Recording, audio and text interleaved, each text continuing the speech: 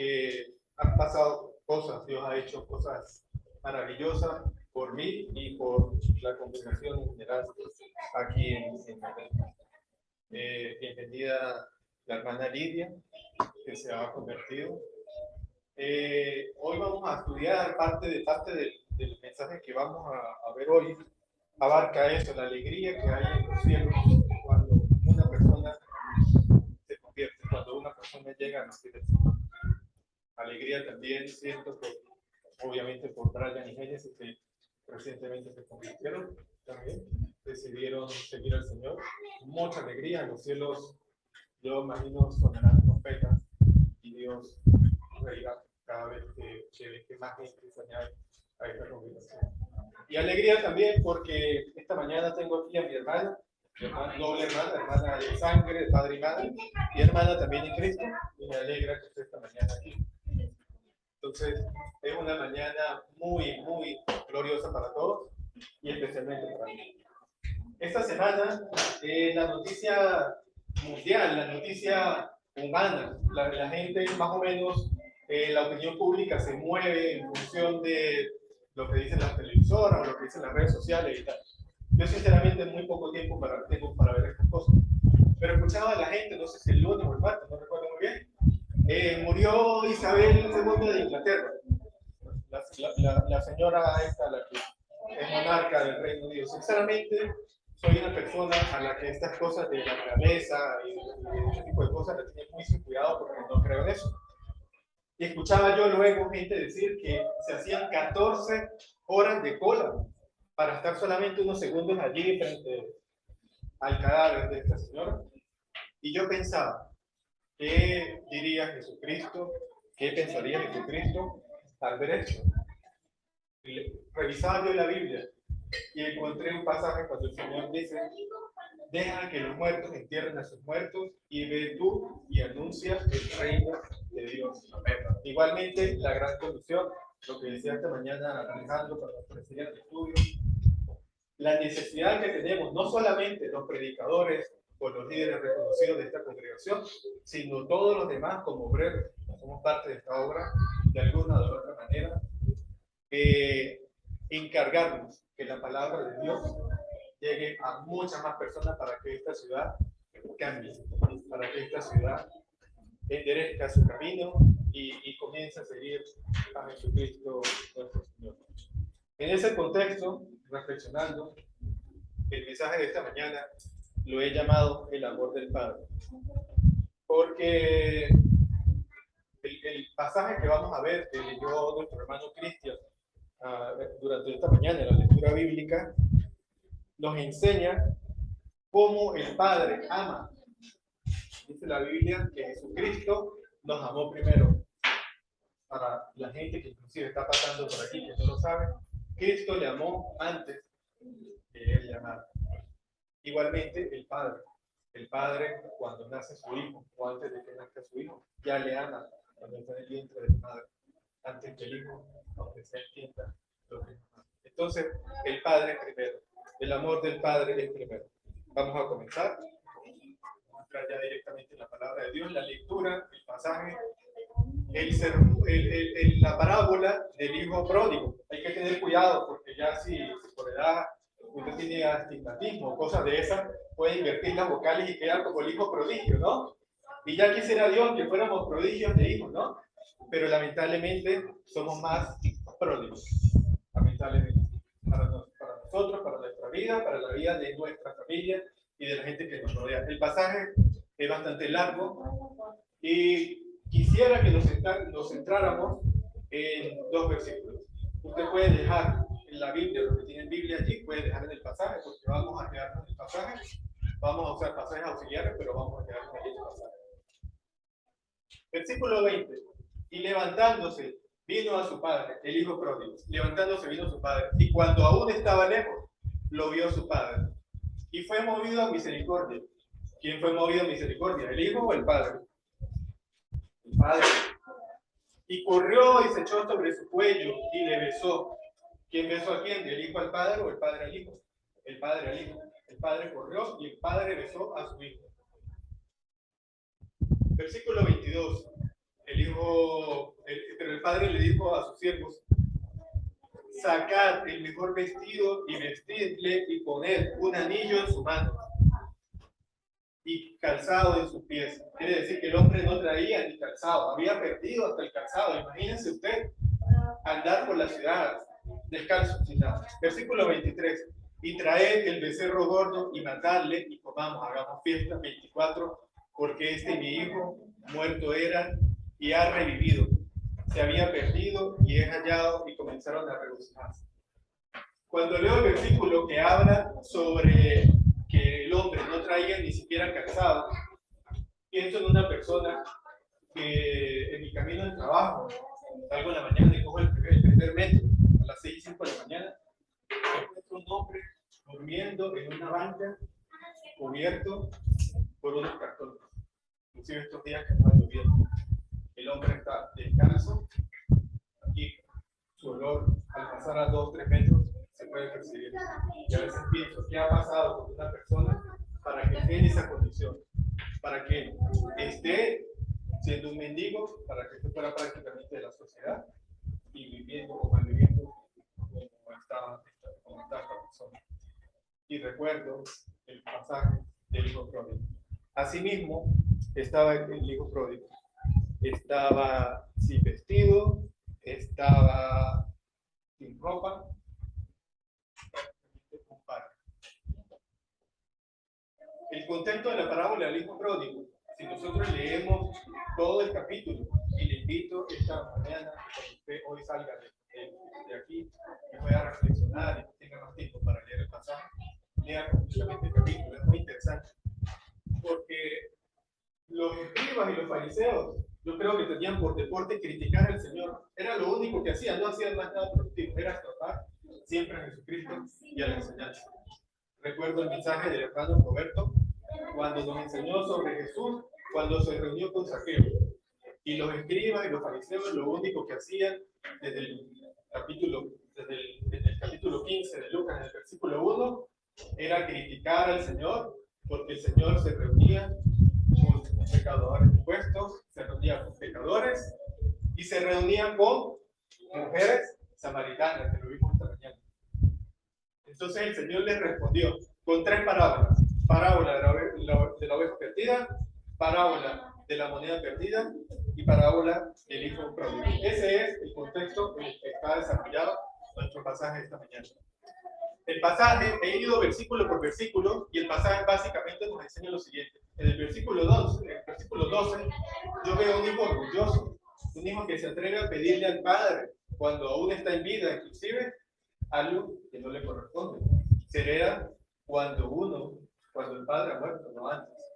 Luego, el versículo 13, veo la rebelión y veo el pecado del hijo. En el versículo 14 comienza su ruina. El versículo 15 y 16 no hace más que perseverar en el pecado y comenzar a ser un siervo del pecado. Deja de estar en la casa de su padre para pasar a ser un siervo del pecado. En el versículo 17 comienza el paso por el que todos los que nos hemos convertido en algún momento de nuestra vida comienzan a reflexionar. ¿Qué estoy haciendo? ¿Qué es de mi vida? ¿Por qué estoy aquí? ¿Y por qué he llegado aquí? El versículo 18 nos muestra arrepentimiento. El versículo 19, él sabe, cuando ya regresa, que él tiene que sujetarse nuevamente a su padre.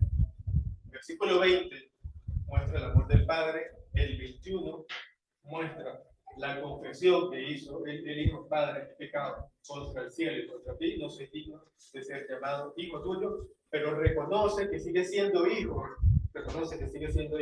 del padre. Y el versículo del 22 al 24 nos muestra el amor del padre.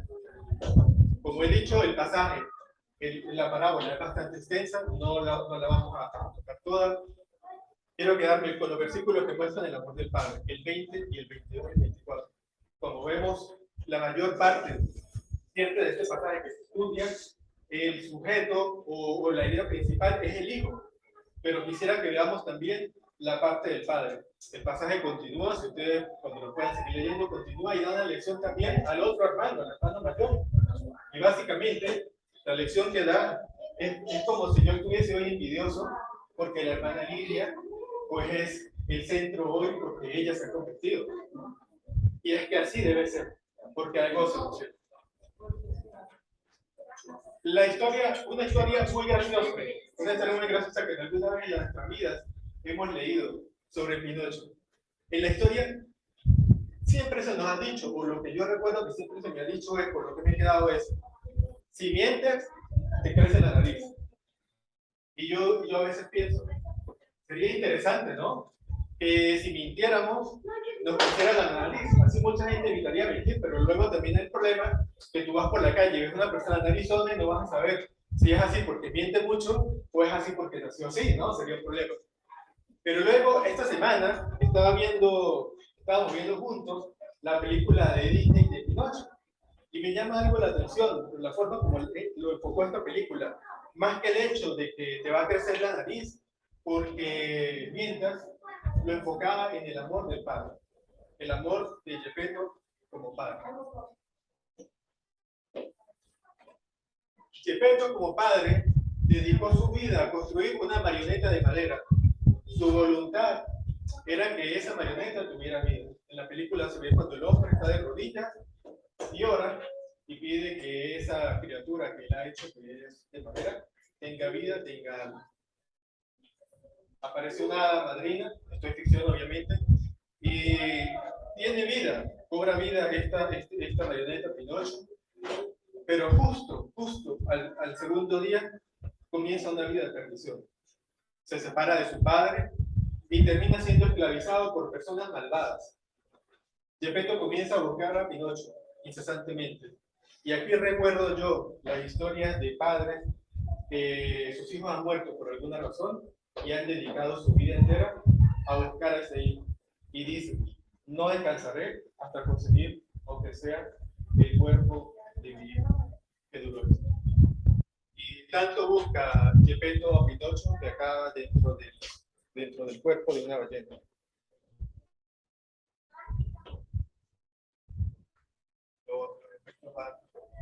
Si hacemos la comparación del hijo con el hijo pródigo, para tratar de ver cómo esta historia de Pinocho, aunque sea ficción, tiene un poco de relación con el hijo pródigo y con nuestras propias vidas, vemos que el padre, como tal, el lugar cuando llega el hijo de nuevo, en lugar de hacer lo que correspondía, ¿y qué era lo que correspondía? No recibirlo, no recibirlo porque le había llegado a ser parte de su familia. Había dicho, yo dame lo que me está en mi parte y yo me voy porque yo no me someto a ti. Si tú no te sometes a mí, ¿cómo te voy a recibir luego? Al menos desde el punto de vista humano. Pero eso es misericordia. El Padre fue movido a misericordia y lo recibió. El Padre vistió al Hijo con el mejor vestido, como dice el pasaje. El Padre ordenó que le pusieran un anillo, ordenó que le pusieran sandalias y sacrificó el mejor cordero, no cualquier cordero, el mejor cordero. Y celebró el retorno de su Hijo. ¿Tiene eso algún parecido con nosotros? ¿Tiene eso algún parecido con lo que ha hecho Dios, con lo que ha hecho Cristo por nosotros? Vamos a verlo y vamos a ver cada punto. Son 6 puntos, vamos a tocarlos rápidamente.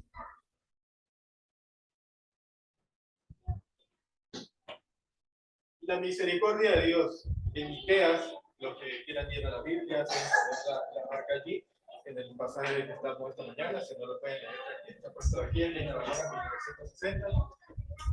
En Miqueas, el capítulo 7, desde el versículo 18 al 19, dice la palabra de Dios, dice, ¿qué Dios como tú, que perdona la maldad y olvida el pecado del remanente de su heredad? No retuvo para siempre su enojo, porque se deleita en misericordia. Él volverá a tener misericordia de nosotros, sepultará nuestras iniquidades y echará en lo profundo del mar todos nuestros pecados. Dios es un Dios misericordioso, lo dice Miqueas, lo dice la palabra de Dios, que olvida el pecado del remanente de su heredad. ¿Y quién es el remanente de su heredad? Nosotros. Nosotros, los que hemos sido llamados en este nuevo pacto, que no éramos parte del pueblo de Israel, pero que ahora somos parte del pueblo de Dios. Entonces, Dios es misericordioso para con usted, que se convirtió, para olvidar sus pecados, para olvidar sus transgresiones, y volverá a tener misericordia de nosotros. El capítulo 9, versículo 36 de Mateo, el Señor Jesús, al ver las multitudes, esto era mientras el Señor Jesús ministraba, mientras el Señor Jesús estaba en la tierra con nosotros, mientras estaba llevando él mismo su palabra, pensaba el Señor, dice, y al ver las multitudes, tuvo compasión de ellas, miraba a Dios, miraba a Cristo, pienso yo, desde el mar de Galilea, desde una montaña elevada, puedes ver y ver toda la ciudad. Es como estar en Navacerrada y ver hacia Madrid y pensar y decir, tengo compasión de esta gente, porque están desamparadas y dispersas como ovejas que no tienen pastor. También, el segundo punto, el Padre le dio vestido al Hijo pródigo. Igualmente, nuestro Padre, el Dios, nos ha dado un nuevo vestido. En Isaías capítulo 61, versículo 10, dice la palabra de Dios: en gran manera me gozaré en Jehová, mi alma se alegrará en mi Dios, porque me vistió con vestiduras de salvación, me rodeó de manto de justicia, como a novio me atavió y como a novia adornada con su joya. Es precioso, hermano, amigo que nos visita esta mañana, que Dios, cuando nosotros lo que merecíamos era el repudio, cuando lo que merecíamos era el rechazo, no solamente tuvo misericordia, sino que nos vistió. Llegamos a Él desnudos, llegamos a Él andrajosos, llegamos a Él rotos, y Dios nos vistió, y no con cualquier vestidura, sino con la vestidura de salvación. Esta mañana, en el pasaje, mientras leíamos, la mujer estaba buscando ciertamente agua porque tenía sed, pero Dios, Jesucristo, lo que estaba tratando de enseñarle es que había un agua, que es el agua de vida, de la que si bebes nunca más vas a tener sed. Igualmente, no es solamente que Dios nos viste, sino que nos viste con salvación. Y tan bello nos pone, que nos pone como el día de los que hemos tenido la bendición de casar. Ese día, yo recuerdo, es el día que yo he estado vestido de mejor forma y que mi mujer también estuvo vestida como una reina. Es el día del matrimonio que cada uno recordamos. Ese día nos arreglamos, nos vestimos, nos ponemos lo mejor que tenemos. Así mismo lo ha hecho Dios con nosotros. Más adelante, Zacarías capítulo 3, versículo 4, dice: y habló el ángel y mandó a los que estaban delante de él diciendo: quitarle esas vestiduras viles. Eso es lo que teníamos. Como el hombre este que yo veo todas las mañanas en la banca allí sucio y roto y sin calzado. Y Dios mandó que quitaran esas vestiduras viles. Y él dijo: mira que he quitado de ti tu pecado y te he hecho vestir de ropas de gala. Un frac, un smoking, un traje para cada uno de ustedes, para todos nosotros. El nuevo vestido que nos da nuestro Padre, Colosenses capítulo 3, versículo 12 al 14. Vestidos pues como escogidos de Dios, santos y amados, de entrañable misericordia, de benignidad, de humildad, de mansedumbre, de paciencia, soportando unos a otros y perdonando unos a otros si alguno tiene queja contra otro. De la manera que Cristo os perdonó, así también hacedlo vosotros. Y sobre todas estas cosas, vestidos de amor, que es el vínculo perfecto. Por encima de todo lo demás está el amor. Por encima de todo lo demás está el amor del Padre. Nos manda el Señor a vestirnos de amor. Efesios capítulo 6, versículo 11. Vestidos de la armadura de Dios para que podáis estar firmes contra las acechanzas del diablo. Ya estamos vestidos, ya Dios nos ha vestido. Pero no solamente se va a quedar aquí. Tercer punto. Dios nos ha puesto un anillo. El anillo, un anillo como tal, tiene una característica. El anillo es una circunferencia. Y con la circunferencia ocurre algo. Usted puede coger un cuadrado, puede coger un rectángulo y empezar a dividirlo en cachos y puede encontrar el área de ese cuadrado o ese rectángulo. Con una circunferencia, si usted comienza a tratar de dividirla, nunca va a lograr jamás reconstruir toda la circunferencia. Está demostrado matemáticamente. Por eso el hecho del anillo. El anillo representa poder, realeza y símbolo de ser escogido. En Venezuela, cuando la gente se gradúa, lleva un anillo, porque usted ahora tiene ese título. Usted ha sido escogido. El anillo es un símbolo. Dios es un Dios de símbolos y de pactos. Y el anillo simboliza el hecho de Dios que nos ha escogido a nosotros y nos ha hecho hijos suyos. Ageo capítulo 2, versículo 23, dice: en aquel día, dice Jehová de los ejércitos, te tomaré, oh Zorobabel, hijo de Salatiel, siervo mío, dice Jehová, y te pondré como anillo de sellar, porque yo te escogí, dice Jehová de los ejércitos. A los escogidos se les ponen anillos, los príncipes llevan anillos. Dios, punto 4, Dios nos ha calzado con sandalias. Las sandalias anteriormente, ahora no, porque la sociedad ha cambiado, pero antes los esclavos, no sé si ustedes han visto películas de esclavos, el esclavo no llevaba calzado. El no llevar calzado era símbolo de esclavitud, era símbolo de humillación y de probo. Las personas, mientras más posición social tenían en la antigüedad, vestían unas sandalias más altas, algunas llegaban a las rodillas.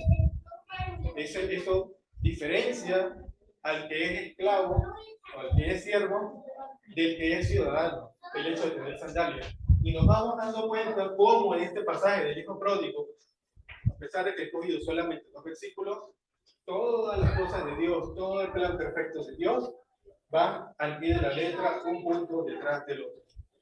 Segunda de Samuel 15:30. Esto le aconteció a David mientras estaba atravesando por gran duelo. Y David subió la cuesta de los olivos y la subió llorando. Llevaba la cabeza cubierta y los pies descalzos. También todo el pueblo que tenía consigo cubrió cada uno su cabeza e iban llorando mientras subían. Cuando los judíos atravesaban por un momento difícil o vivían algo indignante, rompían sus vestiduras, se echaban ceniza y no llevaban calzado. Los únicos momentos que un judío podía andar sin calzado eran los que ministraban en el templo, porque era lugar santo, y cuando Dios les decía: quítate las sandalias porque estás en lugar santo. Si no llevabas sandalias, era símbolo de inmundicia. Quinto punto. Dios, al igual que el padre de la parábola del hijo pródigo, Dios sacrificó un cordero. Dios sacrificó a su propio hijo por nosotros. En Isaías capítulo 53:7 nos dice un pasaje que leemos generalmente durante la cena: angustiado él y afligido, no abrió su boca, como cordero fue llevado al matadero, y como oveja delante de sus trasquiladores enmudeció, y no abrió su boca. Por cárcel y por juicio fue quitado. Y su generación, ¿quién la contará? Porque fue cortado de la tierra de los vivientes, y por la rebelión de mi pueblo fue herido. Y se dispuso con los impíos su sepultura, mas los ricos fue en su muerte, aunque nunca hizo maldad ni hubo engaño en su boca. No abrió su boca, y como cordero fue llevado al matadero. Igual que el cordero que cogieron ese día que regresó el hijo pródigo, que el padre cogió, mandó a comer y mataron. Lo mismo ocurrió con Jesucristo. El punto 6. Y ya estamos llegando al principio nuevamente de la enseñanza. El Señor celebra cada vez que una persona se convierte o cada vez que una persona se había apartado y regresa. Hay gran gozo. Dice Lucas capítulo 15, versículo 4. ¿Qué hombre de vosotros, teniendo 100 ovejas, si pierde una de ellas, no deja las 99 en el desierto y va tras la que se perdió hasta encontrarla? Capítulo 15, versículo 7. Os digo que así habrá más gozo en el cielo por un pecador que se arrepiente y por 99 justos que no necesitan de arrepentimiento. Hay más gozo en el cielo por la hermana Lidia que se convirtió, por Brian y por Casey que se convirtieron, por mi hermana que ha regresado, que por los demás, y no necesitamos de perdón. Amén. Estos pasajes ya los habíamos leído. Leemos Lucas capítulo 15, 10. Y así os digo que hay gozo delante de los ángeles de Dios por un pecador que se arrepiente. Ahora quisiera que viéramos rápidamente un ejemplo que me llama mucho la atención de amor de padre nuevamente. El ejemplo de David con Absalón. Absalón, si algo sabemos de hebreo, en realidad debería decirse Absalón, porque Salón o Shalom es paz, y Ab es la raíz para padre. O sea, Absalón era padre de paz. Un nombre que no le venía nada bien, porque de paz tenía poco. La historia de Absalón o la ira que Absalón sentía por David, se dice que parte del hecho que su hermano mayor, su medio hermano, había violado a su hermana. Y Absalón tomó venganza al ver que David la actuaba. Luego Absalón se apartó, se fue a vivir lejos y regresó, pero regresó con un corazón endurecido. Dice 2 Samuel capítulo 18, al 29, 23. Esto ocurrió cuando David estaba tratando de combatir la rebelión que estaba mostrando Absalón, su propio hijo, contra David. Y pienso yo que para un padre es muy difícil estar en la situación de que tienes que combatir a tu propio hijo, que está buscando matarte, que está buscando hacerse con el poder de una forma que no es la legítima. Y a pesar del dolor que tenía David, cuando venían a darle noticias de lo que había pasado en el campo de batalla, versículo 29 del capítulo 18, lo único que preguntaba era por el joven Absalón si está bien. Y lo hace 2 veces. Luego, al final ya del capítulo 33, cuando se entera que ha muerto, dice: hijo mío, Absalón, ¿quién me diera que muriera yo en lugar de ti, Absalón, hijo mío, hijo mío? Así actúa un padre. A pesar de que su hijo quiere matarle, a pesar de que su hijo quiere destruirle, el padre siempre sigue siendo el amor de Dios. El amor de Dios dice 2 Corintios 16, 2 Corintios 6:8, que Dios será como un padre para nosotros después de todo lo que le hemos hecho, y seremos sus hijos, dice el Señor Todopoderoso. En Juan capítulo 4:10 dice en qué consiste el amor. No es que nosotros hayamos amado a Dios, no, sino que Él nos amó a nosotros primero y envió a su Hijo en propiciación de nuestros pecados. Romanos capítulo 5, versículo 8, dice el apóstol Pablo que Dios muestra su amor para nosotros y que siendo pecadores Cristo murió por mí y por cada uno de ustedes y por lo que va pasando por allá afuera. En Tito capítulo 3, versículo 4 al 5, nos dice que el amor de Dios nuestro Salvador y su amor por los hombres, Él nos salvó por obras, no por las obras de justicia que nosotros hubiésemos hecho. No es porque yo soy buen hijo, porque yo soy el hijo prodigio, no el hijo pródigo, sino el hijo prodigio. No. Sino Él lo ha hecho por su amor. En Efesios capítulo 1:5 nos dice que desde antes que nosotros naciéramos, desde antes que el mundo fuera mundo, Dios ya había decidido adoptarnos como hijos. Y ya para finalizar, hermano, un pasaje que me conmueve mucho, que me encanta, es cómo debemos nosotros, como cristianos, aferrarnos al amor de Dios. Romanos capítulo 8, desde el versículo 35, dice el apóstol Pablo: ¿quién nos separará del amor de Cristo? ¿Tribulación, o angustia, persecución, hambre, desnudez, o peligro, o espada?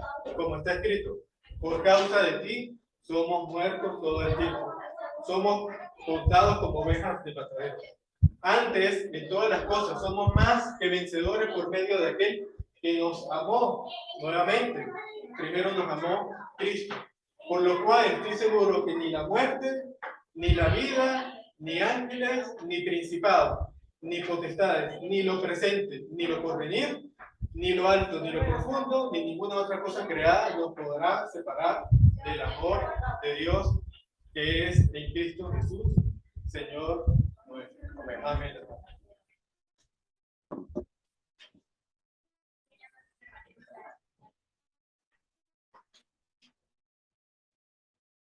Bueno, muchas gracias a nuestro hermano Alejandro